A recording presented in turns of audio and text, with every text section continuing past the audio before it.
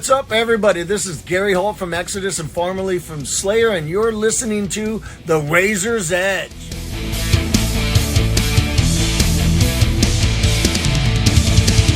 Welcome back to The Razor's Edge. I am joined by some of the awesome guys from Forlorn ahead of their debut album, Ether, dropping on March 28th. Thank you so much for joining me today, guys. How are we doing? Great, yeah. Thank you. We've just come back from a busy day or two in Stoke doing a writing session. So, yeah, already moving on with the next thing, which seems mental, to be honest, but it's the way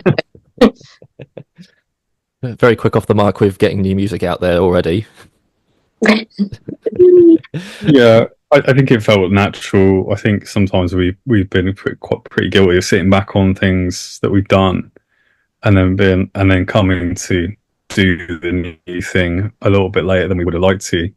So I think we're all just trying to be a lot more proactive this time around. And forward thinking, I guess. Yeah. It does feel a bit scary to be working on new stuff when we don't know how people feel about the album. I must say it's really cool to get the chance to talk to you guys, because I saw you guys years ago at the Griffin in Bristol. I think Moon Reaper might have been supporting you guys, whatever. But yeah, I've been following you guys ever since. I really enjoyed your stuff, but I couldn't believe that we're only now reaching your debut album. So I guess my first question is, what took so long? Oh, that's a question and a half, isn't it, Meg? Yeah. Yeah. I think really we were just kind of waiting for the right home for it. Essentially. I think that's kind of what it boiled down to. What would you say, Ed? Yeah, I'd agree. I think well, this album's been done now for it'll be almost, I think, 2 years in July. So it was more a case of we were really, really happy with what we'd created, and we felt like there was no point in just shoving it out into the world. Like, we'd all invested a lot of time and effort, and because we're self-funded, money as well, on something. We wanted to do it justice. We wanted it to kind of, get its time in the sun as such. So it was really difficult for us to kind of be like, what is the right amount of time to sit on something or before moving forward. But we're also waiting, to hear back about certain things. But we're really lucky that Church Road picked it up and they absolutely loved it. And now here we are. It's a month away from actually coming out, which is mental. Yeah, amazing. Before we dive into the new album, let's take things a little bit back further. So how did Forlorn come to be? It was in 2019. So we didn't start releasing music until early 2020. But yeah, 2019, we all some of us knew each other already from previous bands, friendships, that kind of thing. And we all kind of came together. I think we started rehearsing first. I seem to remember all rehearsals. Went into the studio with George at the time. And yeah, it came together quite quickly, really, I would say. Yeah, it did seem like in that period of time, I look back to it, things were really active and moving forward quite quickly. And I think after having that time with George to kind of develop what we were doing initially, it definitely felt like we were well on our way to being like a real band, I suppose. But then we got slapped with the pandemic, as a lot of people did. So, but to be honest with you, as much as it was a difficult time, I guess, for me personally, I don't think we'd be where we are now and, creating the music that we're creating now without that. I mean, I was in a position where I got furloughed from my job, and I was basically getting paid full time to sit and write music. And if I didn't have that opportunity, I wouldn't have had I wouldn't have had the time to make the stuff that led us to where we are now. So can't hate on the pandemic that much in hindsight, really.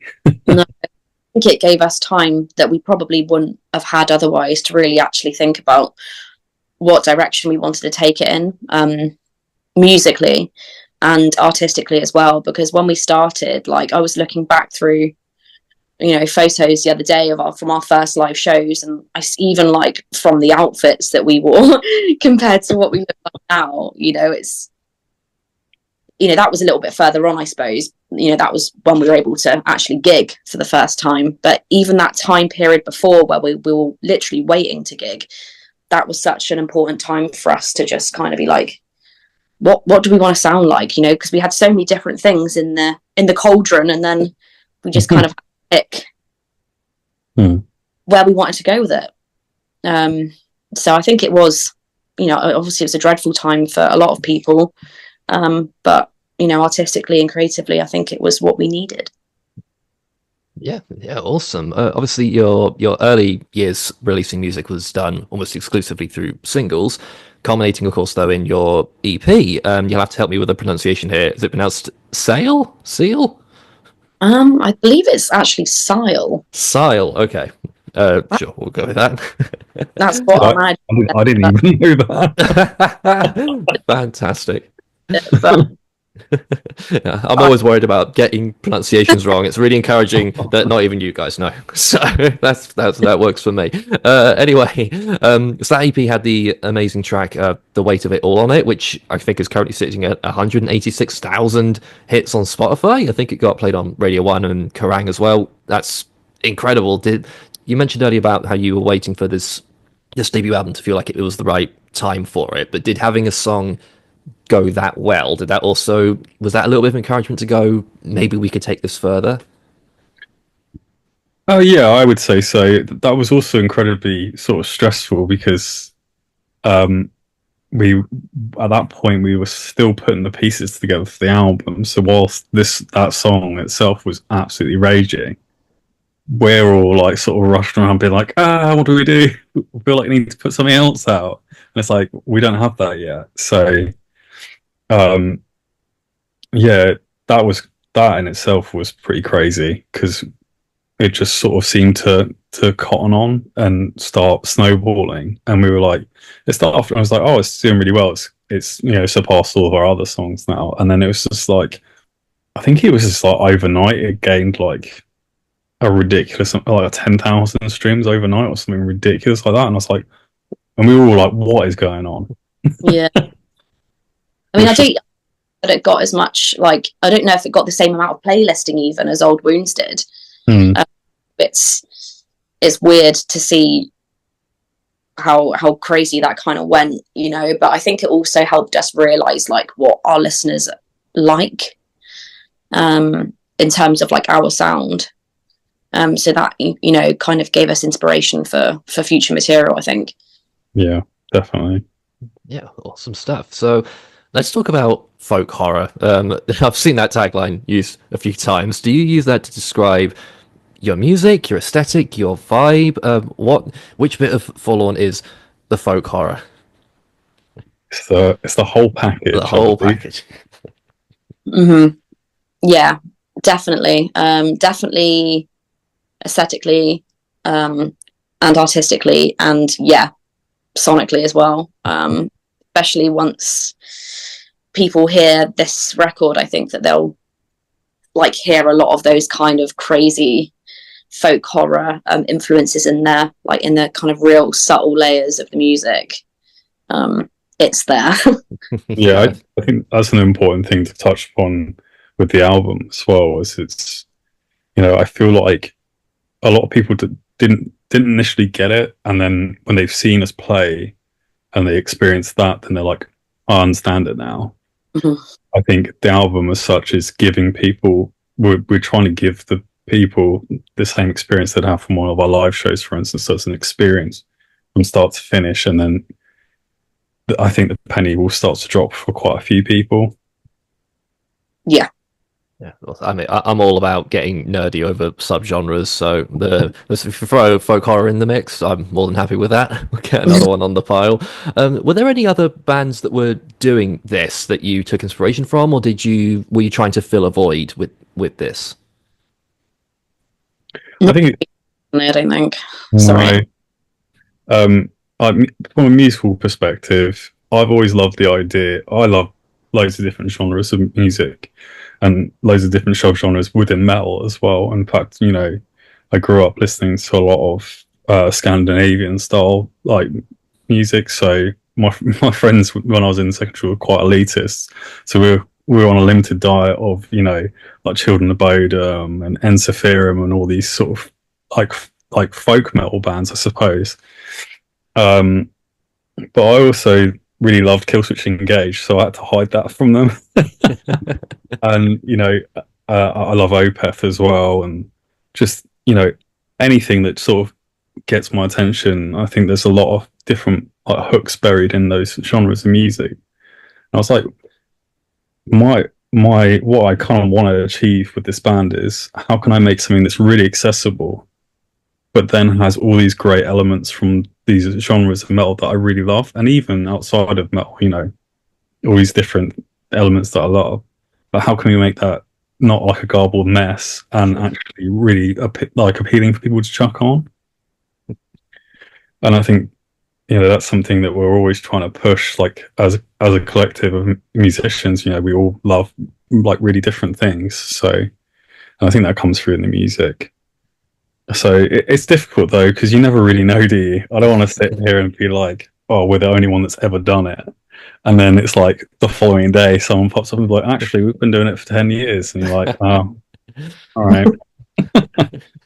Well, it's a niche. We can go with that. Yeah. I'm sure I've seen you guys at least once referred to somewhere as midsummer metal, as in the film. So, is that fair? Do you guys take that on as well? Are you inspired by that film, or is someone just seeing Flower Crowns and going, "Oh yeah, that film"? I think it's a bit of both, probably. Yeah, people definitely do associate Flower Crowns with that, and I think it's probably because we did start I did start changing my how I wanted to look around the time that kind of was a hit.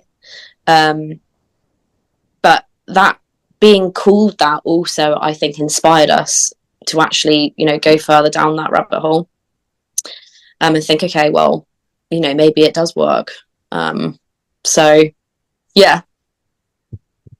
But I think we kind of have stepped away from that a little bit, or more, rather than stepped away, we've kind of developed that further now and gone more into the kind of like, not just the pretty look of dried flowers, but going down the kind of folk horror bit and just trying to elevate it that bit more. Mm-hmm. Yeah, I think it's like a lot of people see sort of that aesthetic and term folk horror. It kind of, a lot of people, it would sort of trigger in their head like cult, like that kind of vibe, that kind of look. So were there any sort of films in that region that at any point sort of came as inspiration for you guys? Oh yeah, for sure. Like the last single we released, Funeral Pyre, lyrically and conceptually, Meg based that song around the Wicker Man, and that's about a cult of people. Summer's Isle, is it? And they're what did you say? Summer's Isle. Is that the name of the island? Oh yeah. I was like, yeah. So I mean, obviously, it's a fictional cult, perhaps. I don't know. But yeah, I would definitely say there's certainly elements of that crept into art bands being. Yeah, for sure. A lot of the Creatress as well was inspired by the film The Ritual. So there's elements, of this kind of collective of people that worship this ancient deity. So yeah, I think there is a definite running theme of a cult kind of feel, for sure. Yeah, awesome. So let's dive straight into your upcoming debut album, Ether. I've been fortunate enough to have heard it already. Congratulations with it, by the way. It is such a good album. It's already crept up my list of best of the year so far. I absolutely loved it. So, given the very sort of striking imagery that we've just talked about, are there any sort of running themes that run across the whole release? Yeah. So each kind of the album was designed to be like a ritual in itself, and one of the kind of key elements of a ritual is the elements, so earth, air, fire, water, and spirit. So each of those elements is invoked in track form, with each track on the record tying into a particular element. So obviously with the singles, we've had Creatress with the earth element, Spirit with spirit, and Funeral Pyre with fire, and tomorrow we've got Keeper of the Well, which is obviously the water element. So yeah, each of them kinds of pays or honours those alchemical elements as part of the ritual. So that is the main theme that runs across the whole thing. Yeah, awesome stuff. So we've had a few tracks come out already, as we just mentioned. I think Spirit came out first, I think. It's the album closer, which I think is a great choice because it's a magnificent track. So you mentioned it's about, obviously, Spirit. But can you tell me a bit about how that song in particular came to be? Was there an initial source of inspiration for it melodically or thematically? You go ahead with that, Ed, because I think a lot of that was instrumental initially. Yeah, so it's actually a song idea that was that came to the other guitarist Ethan. I believe the film that he watched is called Raw. So it's about I think it's a vegetarian girl accidentally like eats human flesh, or it's one of these films. Like probably, I mean, I need to get around to watching it because it does sound quite intriguing. But the composer for the film basically went back to using like sort of old harpsichord style instruments. So they're really like, but he's processed them in a really modern way. So they're just really dread inducing. And he started off by writing this sort of motif on a MIDI instrument, and then he just built this whole song around it. And then me, him, and our bassist James all sat down together because that was one of the first ones that was actually ready for the album. We all sat down together and just really focused in on making sure that it was in the right shape for Meg to come in and write some vocals over. And yeah, I think that one came together really quickly. It was a really smooth, like collaborative process between all of us, I think. Yeah, I think it was just like, what was that sound that I was inspired by? I think it was like wasn't it a bass synth with like the attack down low or something? I'm not very good at describing like instrumental stuff, but that's how Ethan described how he made that sound. There's kind of like a warm sound. Oh yeah. So yeah, in that sort of quarter section before that last sort of big stabby drop bit. Yeah, I know the one you mean. Yeah. I can't remember how he did it, and I've probably made a right mess of describing that, but that was actually what made me want to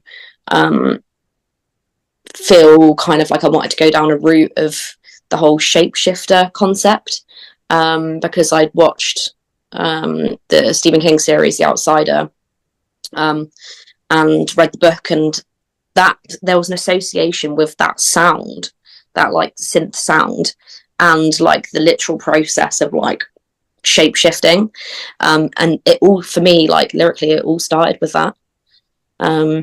So it's crazy for me how like just hearing a sound or something can make me have an idea, and that's really exciting. So yeah, that's kind of how that all started conceptually. Awesome. Did you approach this whole release with the theme of the elements in mind when you went into initial creation of it, or did that idea come naturally over time? Yeah, that came naturally over time. So once I kind of got my hands on the songs and I worked out how I wanted to go about giving them a story, really. Awesome, awesome. I think Funeral Pyre is another amazing one. I love the video that came out for it as well. I have to ask, was performing in front of a massive bonfire just the most badass thing ever? Yes. It's every metal band's dream is to do something like that. Yeah, it literally face melting. Hmm. I don't think we didn't know like how well the bonfire was going to do. You know, we didn't know if it was just going to, it was quite wet and frosty, so we didn't know if it was going to just kind of like sizzle or if it was going to absolutely erupt. And it did erupt. So yeah, that just added to the complete like whole magic of the shoot itself. I think just having that absolutely blazing, yeah, it felt very, very empowering, and yeah, also boiling. Yeah, it looks incredible, absolutely amazing. So are there any tracks that haven't been released yet of the upcoming album that you're specifically really, really excited for people to finally get to listen to? Go ahead. I'm actually really looking forward to seeing people's reaction to Keeper of the Well. That arrives on, I'm not sure when this comes out, but it is coming out tomorrow on the 26th of February. And it's almost like the polar opposite of Funeral Pyre being the water element to the fire. It's quite a soft song that's very emotive, but then it does hit in all the right places still, but it's still like such a different song to the one that we released last. I think it would be interesting to see how people sort of react to it, I suppose. And the video as well is bloody amazing. Yeah. Yeah, definitely. I think it kind of goes back to for anyone that like enjoyed The Weight of It All or Spirit, I guess, more Weight of It All, I think they'll find a lot to like in this because it is really quite like cinematic and epic, and yeah, that's the one that I'm most excited about. So yeah, I feel quite nervous actually because I feel like it's quite a special track to me, so I'm just really excited to see, you know, what people make of it and all that. Yeah, I hate to be completely unoriginal, but that's probably my favorite as well. Off the album, it's one of the most epic things I've heard in years. It's really, really cool. I loved that one especially. Have you had much chance to showcase some of these songs live yet? Not yet. Not yet, no. Oh, we've been playing Creatress. Yeah, so we definitely played Creatress live for a while. Funeral Pyre, we actually snuck that into our set very early as the opener. Right. Because we all like enjoyed playing that song. It's a lot of fun to play live, especially with the slow down outro at the end, and obviously we've been playing Spirit since that came out. But here comes the hard sell. If you if you come to our album release show on the 28th of March at the Black Heart, you can watch all of the songs from the new album live and all your old favorites too. Yes. We have Ed to do the hot sell. Yeah, that's the sales pitch. I was literally about to ask, speaking of live shows, beyond the release of the album, what have you guys got planned for the rest of 2025? So we've got a couple more little live bits yet to announce. Some other kind of bigger plans in the pipeline. And I think really we're just going to see where this takes us. You know, what comes of releasing the record, you know, as you do. I think that in itself is going to bring some pretty exciting opportunities for us. So yeah, I think just shows for the most part. Yeah, we've got Noise Fest. We're headlining a stage at Noise Fest this year. Really, really lovely supportive team there at Noise. Yeah. So, and we're playing with loads of, you know, other bands that we're quite chummy with and we respect a lot. So it's just going to be a really good time. Yeah, so I'm really looking forward to that one. Awesome. And we mentioned right at the beginning, you're already laying the groundwork of new music, so I might be jumping the gun way too early here, but when can we expect new music, maybe? Well, perhaps towards the end of the year, perhaps at the start of next year. Or But maybe or maybe not. But maybe you all love the album so much that's all you want to hear for the next 2 years, then we can chill for a bit, play some cool shows. We'll leave that as a tantalizing hook, shall we? Oh, brilliant. Okay, well, that's all I've got. So thank you both so much for joining me today. It's been an absolute pleasure. amazing. Thank you. Alan. Anytime. So for everyone watching, Forlorn's debut album, as I said, Ether, it drops on March 28th. Make sure you check it out. It's absolutely mind-blowing. I've been Chris with The Razor's Edge. Thank you both for joining me. Thank you all for watching, and we'll see you in the next one.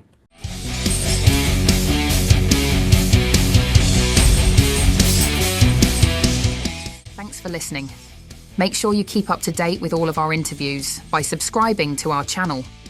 For all the latest news, reviews, interviews, and more, head over to our website, www.therazorsedge.rocks.